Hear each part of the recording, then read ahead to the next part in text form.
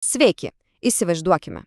Įrankis gimęs mūšio lauko purve, bet šiandien jis lygiai taip patinka ir kelioniai į biurą, ir žygui į kalnus. Būtent apie tai ir kalbėsime. Apie tą tvirtą, patikimą lauko ir karinių laikrodžių pasaulį. Ir, žinote, ši frazė «sukurti kovai, bet prigijo ir už jos ribų» puikiai viską pasako. Tai ne šiaip mados aksesuarai, o ne, tai įrankiai. Įrankiai, kurių absoliučiai kiekviena detalė atsirado iš grynos būtinybės. Ir jie savyje neša ištisus dešimtmečius istorijos. Tai kad suprastume, kodėl šie laikrodžiai yra būtent tokie, kokie yra, turime grįžti atgal. Ir apkasus. Nes būtent ten, kur sinchronizuotos atakos ir tikslus laikas buvo skirtumas tarp gyvybės ir mirties, gimė modernus lauko laikrodis. Štai ir matome visą kelionę.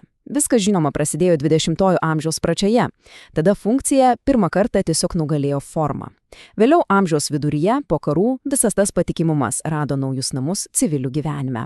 Na, o šiandien tas karinis palikimas gyvuoja, sakykim, mūsų kasdienėse ekspedicijose. Ir visai nesvarbu, ar tai žygis gamtoje, ar tiesiog kasdienybė mieste.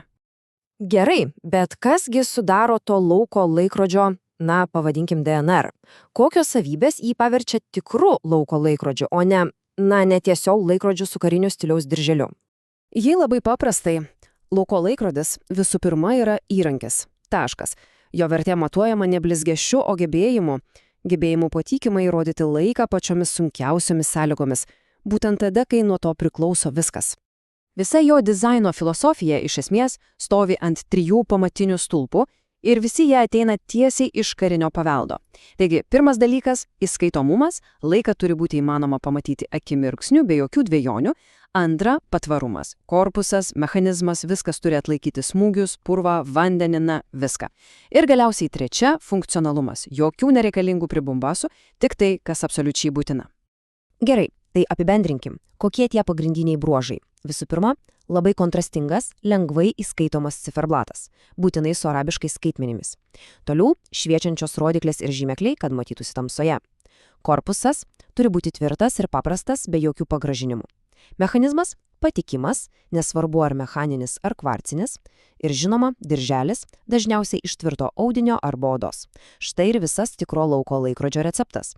Na gerai, teorija yra viena, bet kaip visą tai atrodo realybėje? Pažvelkime į keletą tikrų ikonų laikrodžių, kurie, galima sakyti, tapo lauko laikrodžio etalonais. Ir čia matome, koks platus tas spektras. Štai, pavyzdžiui, Hamilton Hockey Field. Tai tiesiog klasika, tiesioginis JAV kariuomenės laikrodžių palikuonis, kuris tapo, tokiu prieinamu standartu visiems. Tada turime Seiko Peredų, legendinės japonų patikimumas, sujungtas su klasikinė lauko laikrodžių išvaizda. Ir net pažiūrėkite į aukštesnę lygą, Tudor. Net ten prabangių laikrodžių segmente karinės specifikacijos vis dar yra inovacijų variklis. Nuostabu, tiesa? Gerai, bet kyla akivaizdus klausimas.